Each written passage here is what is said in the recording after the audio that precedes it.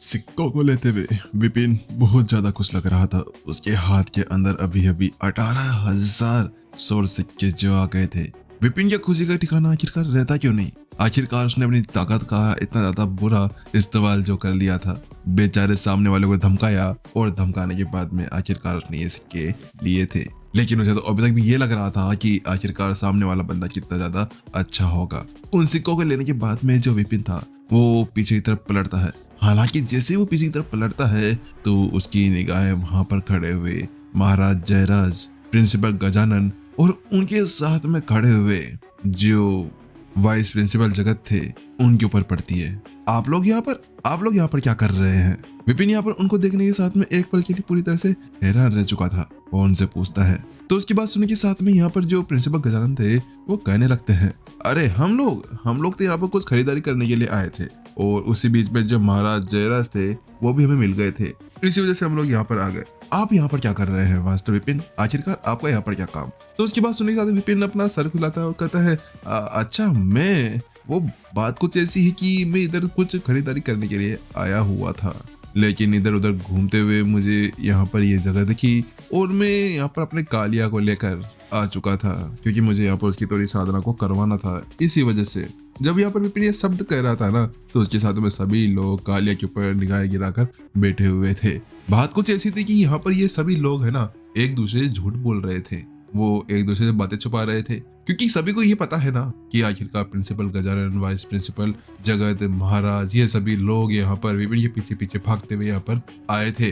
लेकिन अब यहाँ पर विपिन भी उनसे ये सच नहीं कह सकता था ना कि वो भी कुछ एनर्जी को लेने के लिए यहाँ पर आया था। लेकिन अब जो महाराज जयराज थे वो अपने आप को रोक नहीं पाते हैं और उसके साथ में वो कहने लगते हैं, मास्टर विपिन वो सब तो ठीक है, लेकिन आखिरकार ये आपका घोड़ा ये तो एक नॉर्मल जानवर है ना, तो ये कैसे यहाँ पर साधना कर सकता है। क्योंकि ये साधना तो केवल यहाँ पर सोर्स जानवर कर सकते थे और वो भी साधना नहीं, वो केवल एनर्जी एब्जॉर्ब कर सकते थे। साधना तो केवल इंसान ही कर सकते हैं। आखिरकार ये एनर्जी कैसे एब्जॉर्ब कर रहा था यहाँ पर। तो उसकी बात सुनिए साथ में विपिन अपना सर गुलाता और कहता है, हाँ वो बात कुछ ऐसी है कि मैंने कुछ इनको सिखा दिया था इसी वजह से, लेकिन क्या करें यहाँ पर ये जो घोड़ा है ये बहुत ज्यादा कम एनर्जी एब्जॉर्ब करता है। मुझे तो लगा था कि यहाँ पर ये बहुत ज्यादा एनर्जी को एब्जॉर्ब कर सकता है, लेकिन इसने तो कुछ एनर्जी के धागों को यहाँ पर एब्जॉर्ब किया, शायद 40 या 42 को ही। वास्तव में ये बहुत ज्यादा निराशाजनक बात है। विपिन इतना ज्यादा दुखी लग रहा था जैसा कि यहाँ पर सारी दुनिया का दुख उसके दिमाग, उसके दिल के ऊपर बैठा हुआ था। आखिरकार वो जो कालिया था वो उसके संगत के अंदर था। अगर वो इस तरह से एनर्जी को एब्जॉर्ब करेगा, इतने कम एनर्जी को, तो उसके बाद में उसका क्या होगा। उसने सोचा था कि वो कम से कम 2000-3000 किस्मों को यहाँ पर एब्जॉर्ब कर सकता था, लेकिन इस बेवकूफ को ये नहीं पता कि आखिरकार वो कैसे करता। भाई तूने खुद ने पहले यहाँ पर 10,000 धागों को एक साथ एब्जॉर्ब कर लिया था, तो वो फिर बेचारा उसकी क्या औकात तेरे सामने। लेकिन वहीं दूसरी तरफ जब विपिन इतने बेचारे, इतने भोले भाले भाव के साथ में ये शब्द कह रहा था ना, तो उसके साथ में सभी लोगों को ऐसा लगा जैसे कि विपिन उनके माथे के ऊपर या उनके सीने के ऊपर ले खंजर यहाँ पर घोंप रहा था, घपा, और जिसकी वजह से उन लोगों के मुंह से तो यहाँ पर खून निकलने लगता है और उसके साथ में सभी लोग उसको यहाँ पर गुस्से से देखने लगते हैं। प्रताप, जयराज, महाराज जयराज और यहाँ पर जो गजानन थे वो भी वहां पर ऐसा लग रहा था जैसे कि वो लोग उसे जान से मार डालना चाहते थे। ये बंदा पागल तो नहीं हो गया है। मुझे लगता है कि यहाँ पर इनके सरक गई है। ये सोच रहे हैं कि एक घोड़ा यहाँ पर 40 धागों को एब्जॉर्ब किया है, वो भी यहाँ पर बहुत ज्यादा कम है। अरे ये कम है तो इन बेचारों का क्या, जो यहाँ पर अभी अपनी साधना करने के लिए आए थे, ये बेचारे तो यहाँ पर एक धागा भी मुश्किल से एब्जॉर्ब कर पाते हैं और इसने यहाँ पर पहले ही बार के अंदर 40 धागों को एब्जॉर्ब कर लिया था।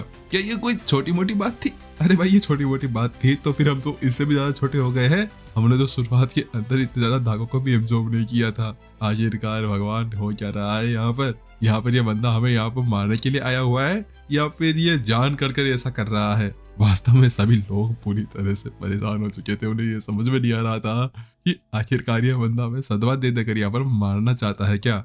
लेकिन अब यहाँ पर प्रिंसिपल गजानन ये जानते थे कि इस बारे में ज्यादा बात करने से बहुत कुछ गड़बड़ हो जाएगा। वो कहते हैं, प्रिंसिपल गजानन यहाँ पर मास्टर विपिन ऐसा लगता है कि अब हमें है ना घोड़ों को प्रशिक्षण करने वाली क्लासेस को शुरू कर देना चाहिए, क्योंकि यहाँ पर आप पहले से अपने घोड़े को प्रशिक्षित कर रहे हैं तो आप उनको यहाँ पर साधना भी सिखा सकते हैं।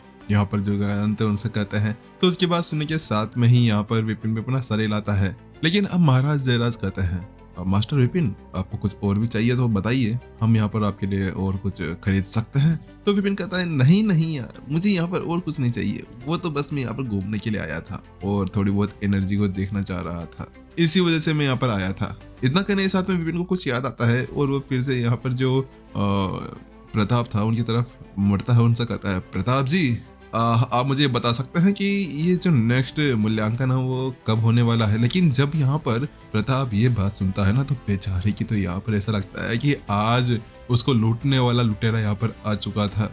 उसको लगने लगा था कि इस बंदे को वो जल्दी जल्दी यहाँ से भगाना चाहिए, क्योंकि ये बंदा वास्तव में इसका दिमाग खराब हो गया है क्या।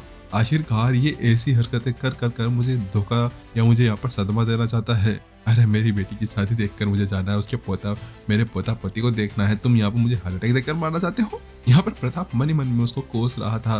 वो कहता है, बात कुछ ऐसी है कि मुझे लगता है कि मास्टर विपिन, टीचर विपिन, आपको यहाँ पर नहीं आना चाहिए। और इसके अलावा रही यहाँ पर आपकी एनर्जी की बात, तो आप प्रिंसिपल गजानन से इसकी बात पूछ सकते हैं ना। प्रिंसिपल गजानन के पास में पहले से ही यहाँ पर चक्र पड़े हुए हैं, आप उन चक्रों का यूज करते हुए अपनी एनर्जी को बढ़ा सकते हैं। यहाँ पर प्रताप ने तो दे तमाचा वापस से प्रिंसिपल गजानन के ऊपर सारी बातों को ठोक दिया था। लेकिन वहीं जैसे ही यहाँ पर प्रिंसिपल गजानन के कानों के अंदर ये शब्द घुसते हैं, तो उसके साथ में ही वो तो यहाँ पर बड़ी चौड़ी चौड़ी आंखें कर कर प्रताप को देखने लगते हैं। ये कमीना प्रताप मुझे पसा रहा है और मैं इसकी दांत तोड़ दूंगा। आखिरकार इसकी हिम्मत कैसे हो गई। प्रिंसिपल गजानन यहाँ पर मन ही मन में यहाँ पर प्रताप को बहुत बुरी बुरी गालियां दे रहे थे। आखिरकार वो दे क्यों नहीं, क्योंकि वो जानते थे कि विपिन की एनर्जी का जो लेवल है ना, वो बहुत ज्यादा खतरनाक है। अगर उसने यहाँ पर सारी डिस्क भी दे दी ना, तो उसे लगता है कि वो वहां पर बर्बाद हो जाएगा। इसी वजह से वो वहां पर इतने सारे चक्रों को एफर्ट नहीं कर सकता था। तो विपिन कहता है, आप प्रिंसिपल गजानन, क्या वास्तव में आपके पास में चक्र पड़े हुए हैं? क्या आप मुझे वो दे सकते हैं? विपिन बड़ा उत्सुक था। विपिन को यहाँ पर उनके उन सभी इमोशन से कोई मतलब नहीं था। वो ये भी नहीं जानता था कि वो बेचारे यहाँ पर अपने दिल के अंदर क्या सोच रहे हैं, कैसे अपने आप को वो संभाल रहे हैं। उसकी बात सुनी साथ में प्रिंसिपल गजानन कहते हैं, हाँ मेरे पास में है तो सही, लेकिन वो सभी चक्र बहुत ज्यादा खराब कंडीशन के अंदर है, तो इसी वजह से मुझे नहीं लगता कि वो आपके काम आने वाले हैं। तो उसके साथ में प्रताप से पीछे बोल पड़ता है, अरे तो फिर आप यहाँ पर अकेडमी के आखिरकार एक प्रिंसिपल हैं, आप उनके लिए एक चक्र खरीद के ला सकते हैं ना। यहाँ पर प्रताप अब चुन चुन कर उनसे बदला ले रहा था, क्योंकि इन लोगों ने उससे जो बातें छुपाई थी ना, उसका बदला तो लेना बनता ही था। लेकिन अब फिर गजानन जैसे उसको ऐसे देखता है ना, तो उसके साथ में ऐसा लगता है जैसे कि वो आज इसका ये खून कर डालेगा। ये बंदा पागल है क्या? अरे भाई मेरे पास में इतने पैसे नहीं है, मैं अकेडमी के ऊपर जी रहा हूँ, अकेडमी वाले मुझे मार डालेंगे अगर मैंने यहाँ पर इतना खर्चा कर दिया तो। आखिरकार मुझे भी बहुत सारी चीजें देखनी पड़ती है। लेकिन वहीं दूसरी तरफ विपिन कहता है, अरे नहीं नहीं, अगर ऐसी कुछ बात है तो फिर प्रिंसिपल गजानन आप मुझे बता सकते हैं कि आखिरकार एक चक्र को खरीदने में कितने ज्यादा पैसा लगते हैं, मैं शायद आपको वो दे सकूं। मुझे यहाँ पर आपसे एक चक्र खरीदना है, क्योंकि विपिन ये जानता था कि वो एनर्जी के लिए इधर उधर नहीं भटक सकता था। उसे यहाँ पर खुद अपनी एनर्जी एब्जॉर्ब करने के लिए कुछ ना कुछ ढूंढना होगा। इसी वजह से वो यहाँ पर बाकी सभी के ऊपर निर्भर तो रह नहीं सकता था। तो वो यहाँ पर प्रिंसिपल गजानन से कहता है। तो प्रिंसिपल गजानन उसकी बात सुनने के साथ में कहते हैं, अच्छा मास्टर विपिन आप खरीदना चाहते हैं तो ठीक है, लेकिन मैं आपको ये बता देना चाहता हूँ कि यहाँ पर जो एक चक्र है उसकी कीमत ही बहुत ज्यादा है। उसको खरीदने के लिए कम से कम यहाँ पर आपको 2 मिलियन सोर्स कॉइन देने होंगे। क्या आपके पास में इतने हैं? ये शब्द कहने के साथ में जो प्रिंसिपल गजानन थे वो विपिन को देखने लगते हैं। लेकिन जब विपिन जैसे यहाँ पर ये शब्द सुनता है तो उसके साथ में ही उसके दिल तो यहाँ पर धड़ धड़ धड़ धड़ धड़ धड़ ड्रम बीट की तरह बसने लगता है। ऐसा लगता है जैसे कि यहाँ पर उसकी तो यहाँ पर आते बाहर निकल कर आ जाएगी। क्या आप मजाक कर रहे हैं? तो 2 मिलियन?